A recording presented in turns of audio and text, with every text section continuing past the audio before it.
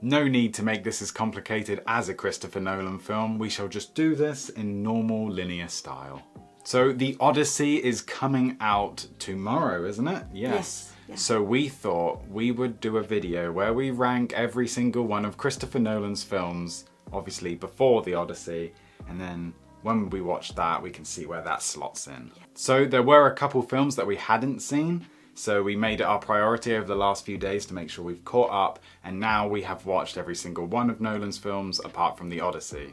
Now, we're huge lovers of Christopher Nolan, so this was one of the hardest lists we've ever had to do. Like, we spent so long this morning trying to figure out a list, and I feel like we're both just still a little unsure about some of the placements because we have different favourites and stuff, but I think that's what makes it interesting. Yeah, no, I'm quite happy with the list that we've got. Yeah, like you said, maybe if we were doing our own lists, a couple would be changed around, but I think this summarises our shared feelings of these films quite well. And this is a shared channel. Yes.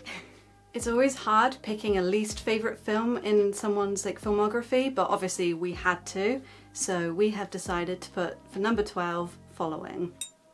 So yeah, I know this was his first film, and this is the film that kind of like gave him his platform, gave him like the budget for the next film. But yeah, we watched this, I'd watched this a while back, Poppy watched it the other day for the first time. And yeah, it's just not as strong as the others. I think even Christopher Nolan himself could probably agree with that. It's got some kind of unlikable characters in it, but what it does have is that like the Nolan storytelling. You can so tell, you can see the potential. The potential it oozes out of this film. But unfortunately, there's a lot of unlikable characters and a severe lack of like complexity for the female characters in this film, which we obviously are aware that it's a kind of a common trend within Nolan films, but I guess Nolan is a man, so he's just not as strong about writing women.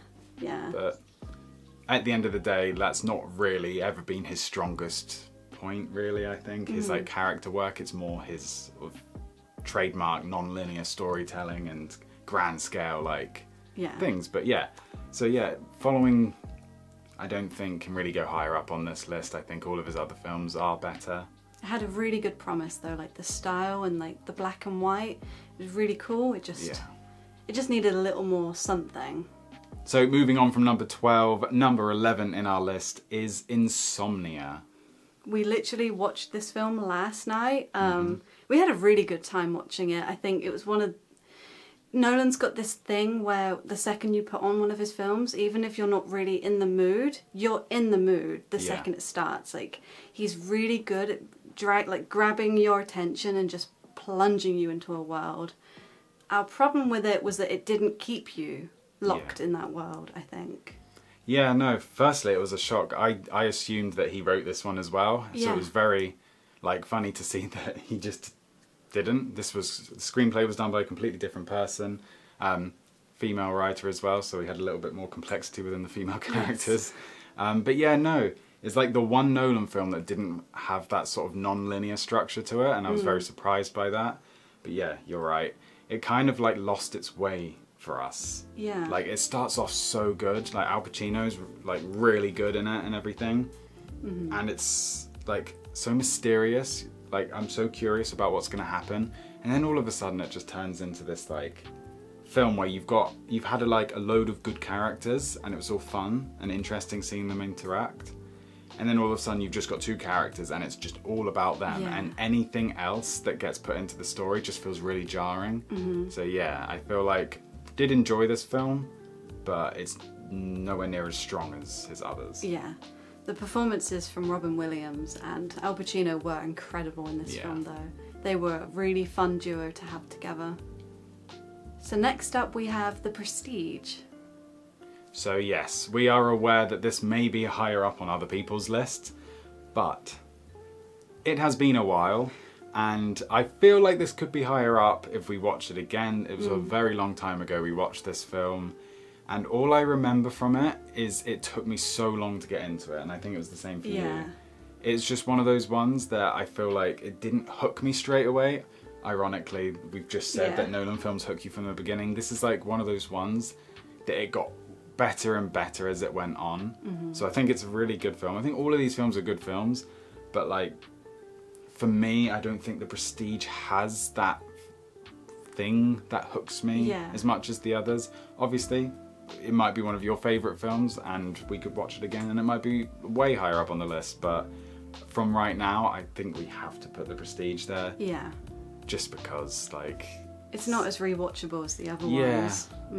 Because I think we went and tried to watch it again. Yeah. Like a couple months ago, we put it on and then I think we got like 20 minutes in and I was just like, I don't know, like, if we're ready to commit to this right now. But, so we turned it off. Don't hate us, but we'll watch it again soon. Yeah. And yeah, you can tell us if it's your favourite. Just don't be mean. So we're getting more into the like middle part of the list now, and I feel like we've been talking a fair bit about each, so we are going to start getting a little bit get to the point a little bit quicker. So yeah, next up in the list is Dark Knight Rises. So we love the Batman trilogy from Christopher Nolan, but this is the weakest one. I think most people will agree. Yeah. It just doesn't hold up the same. There's a lot of just back and forth kind of vibes, whereas the other two films are just like quite solid films, you know?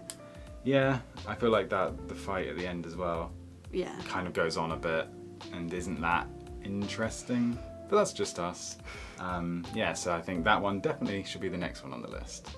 Next up we have Dunkirk. So I don't really know where this one ranks on everyone else's lists, but I know I enjoyed this film a lot more than Sam did. The thing is, I keep forgetting why I don't like this film as much. Yeah. But I do I like the film, but it's just, again, not one of his strongest for me. I feel like, again, I don't want to say the wrong thing and give the wrong reasons here, but I just feel like there's not as much substance to it. I feel like it's very samey. I'm not overly like blown away by some of the performances in the film. There are some great performances, but I feel like it lacks that like attention grabbing character. Yeah. I feel like, because I don't want to say that we need a huge actor to play like a huge like role in every film that Nolan's done, but sometimes it feels like it's harder to connect to some of the characters because they're not as strong. But you've got great characters in this though, like Cillian Murphy's character, Kenneth Branagh, like they're really good characters in this. But unfortunately, I feel like there was too many different groups, too many different characters for me to like stay as into it. Also, you'd heard that it was an incredible film and you knew I loved it, so I think your expectations were way high. Yeah, probably. Yeah. But it was still a good film. It's still like halfway up our list. Yeah. Yeah, we're getting into territory now where it's like these films are all like, you know, high up. We like them a lot. So, yeah. Cool. So the next one on the list is Memento. So if you saw our review recently on this channel, you'll know that we just watched this one as well. But I really enjoyed this. It's a real mindfuck of a film and I love that. Again, just one of those things where the characters are interesting. Guy Pearce's character is very interesting, very hooked on his storyline, very curious about his friend in it, who, you know, I don't want to spoil in case people haven't seen it, but like, you know, it's the misdirection and stuff in this film. Again, lacks a little bit of complexity with the female character in this, kind of just there to further the story, but again, I know I keep dwelling on the character work, but it is just one of those things that good characters do help make films great. And yeah, sometimes you can have a really good like structure to your story and have some grand scale like things happen, like, you know, fight scenes or whatever, you know, like those big epic things that Nolan does. But sometimes it's harder to connect when you don't have the complexities of some like really strong characters. He has made some really, really good characters. Yeah. But sometimes that lacking a little bit stops you from really pushing this film up as one of your favourites. It has a lot of creativity though in this one. I really, really enjoy like there's like the linear versus non-linear style and how he films both is different and really, really creative. So it's definitely like one of the stronger ones for that regard. But yeah, like Sam said, it just misses a few of the points that make it his film so good. Yeah, like if you want to see more on that one, go check our review out, because we do go into all of the stuff we love about that film. But yeah, we have to justify why it's down here. And this is like probably like middle, isn't it? Yeah. Yeah, so that's where this one sits in our list. Cool. Next up we have Tenet, which I think is kind of controversial. Our list is very much our list of favourites, and we have our reasons, so bear with us. Yeah, this one holds a special place in our heart. Because Tenet was that film where I think you can agree we'd all been in lockdown. COVID-19 was fucking happening and everyone was a bit miserable. We couldn't go to the cinema, but Christopher Nolan brought his film out in the cinema anyway, knowing that it wasn't going to do the numbers that it could do, but just having that experience of being back in the cinema.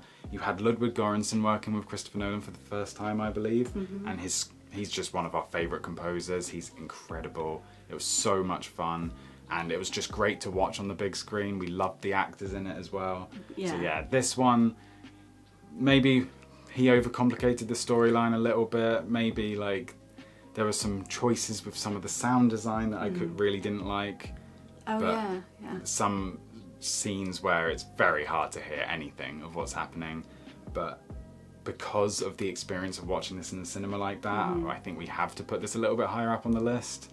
But yeah, let us know what you think about this one, because it's very divisive, Tenet. We definitely need to watch it again. We watched it twice in 1 week at the cinema. And we're blown away both times. Actually understood it a bit better the second time. Yeah. But yeah, no, it's been years now. Definitely. Yeah, it has, hasn't it? Cool. We are getting into top 5 territory now, and the 5th in the list is Inception. Talking about films that mess with your head, this film was intense, but in the best way. It is in our top 5, so it's one of our favourites. There's a lot to this one, and I think it's just very, very smart. It's very Nolan. It's one of his most Nolan films, right? Yeah, I mean, I said to Poppy earlier, I literally was seeing some other people talking about their ranking their Nolan films, and they start the video off by saying Inception's a film that dumb people think is smart. I don't know why you start things off like that. I don't know why people have to alienate people when they don't like a film themselves. I guess we're dumb people because we really enjoyed this film and we loved the layers to the dream sequences and stuff. It's very Matrix coded with all of that side of things, you know? Yeah. So yeah, I'm not sure why people decide that when a film's been talked about so in high praise a lot, I guess it gets to a time where everyone's people are talking about this film too happily. Let's make it really negative. Either way, we really like this film, and it's number 5 in our list. So number 4 is my fault, because I think Sam would not have put it in 4th place, but I wanted it in there, so it is, and that is Batman Begins. This is, for me, it's one of my biggest comfort films. It just gives me the Halloween vibes, and it's got the Scarecrow in it, and he's one of my favourite DC characters, and Cillian Murphy plays him really, really well, and it's a really good film. What would you like to say about it? Yeah, no, I do really like this film. Yeah, you're probably right. I probably wouldn't have put it in 4th place. Yeah. But your love for it cannot be ignored, and your love for Cillian Murphy cannot be ignored, so we've got to put that up there. But yeah, no, it's a really, really cool film. Yeah, don't really know much else to say about it. I feel like this is your forte here, but it has a good atmosphere to it as an introduction to Nolan's version of Batman. I think it's got really solid foundation. Some of the stuff in this film's a little bit slow. It is a very long film, but I do think that it's done a lot better than The Dark Knight Rises. Yeah, personally, I agree. Yeah. Number 3, we're in top 3 territory now. You Nolan fans out there will know which 3 films are left. So let's see what order they're going to be in. Number 3, The Dark Knight. So this film, incredible. Most people's favourite, I think, of Christopher Nolan's films. Really, really love this one. Heath Ledger, goes without saying, incredible. Amazing. Just love love the way that the story is told. I love the themes in this. I love the complexities of different characters. Yeah. I love the whole thing with Harvey Dent and that dynamic going on. I don't think we need to talk about The Dark Knight too much. I'm pretty sure most people know. It's just one of those perfect all-round films. Yeah, I really like this film. Very shocking that it's only in 3, to be honest, but that just shows how strong we think the next 2 are. Yeah. So, number 2, we have Oppenheimer. We were in the middle of it all when this film came out. We were working in the cinema and we were swept off our asses every single shift. Swept off our asses, it's usually feet, but that's how bad it was. Yeah.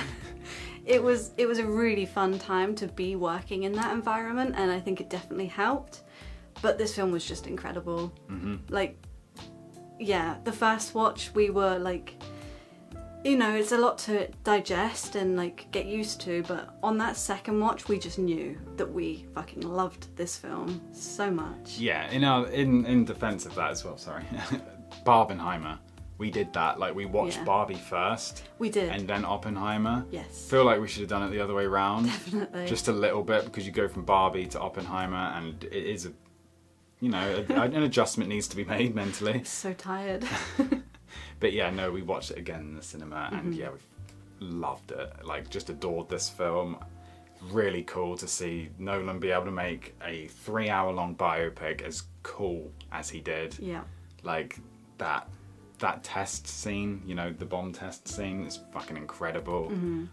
Cillian Murphy is insanely good in this film. So many people are really good. Such a stacked cast It's in this really, film. really incredible. Like, I remember the cast coming out for this film, and like, it felt the same as like when the Odyssey cast was coming out, where it was just like, oh my god, they're in it. Like, calm down, Nolan. You're like putting the Avengers of actors together, like, quite literally, like Robert Downey Jr. and stuff. He was also very, very good in that film. But yeah, Oppenheimer in second place. I also, another thing with having this in the cinema, I don't think I've ever watched an intro to a film more times in my life. We had to do screen checks. Just because I remembered it all. Yeah. We had to do screen checks at the start of each film, so it's about like 10 minutes in, and it's around like the university scene where I can't remember what the song was called, which is annoying because I set it as my alarm. Yeah. She did. Every morning. Yeah. What was it? Can you hear the music? Can you hear the music? So I watched the scene with that song on about 100 times, maybe more. And I watched the whole 15 minutes every time. Yeah. Only supposed to be in there for a few minutes.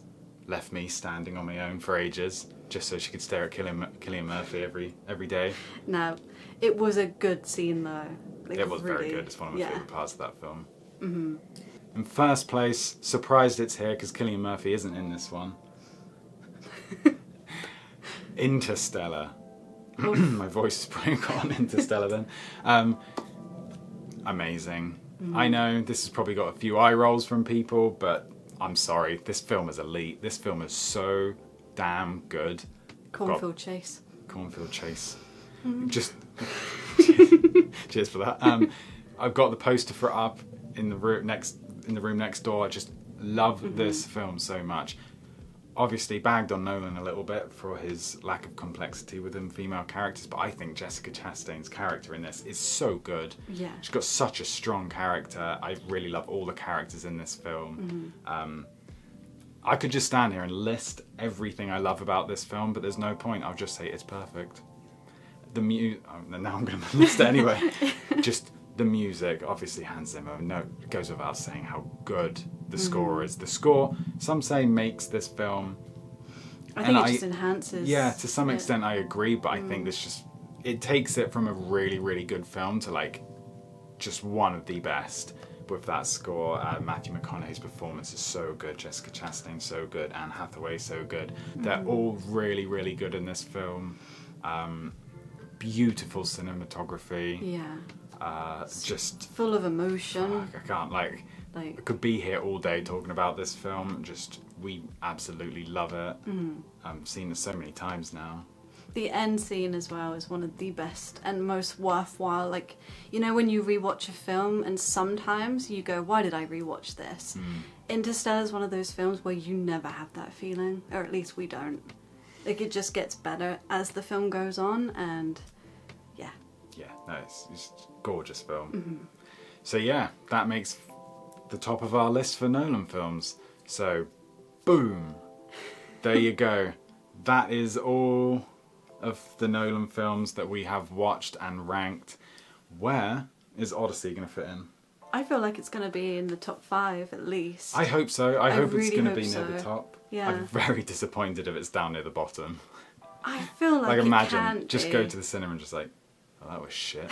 Because you've got Tom Holland, John Bernthal, Zendaya, like... Yeah, keep listing. There's loads. Yeah, I cannot list everyone, but like it's just...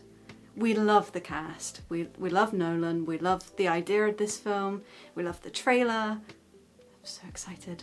Yeah, hopefully we're going to watch this as soon as possible this weekend. But yeah, we wanted to get this video out today because, yeah, Odyssey's coming out tomorrow. So people are probably in the Nolan vibe right now. So hopefully this video is entertaining.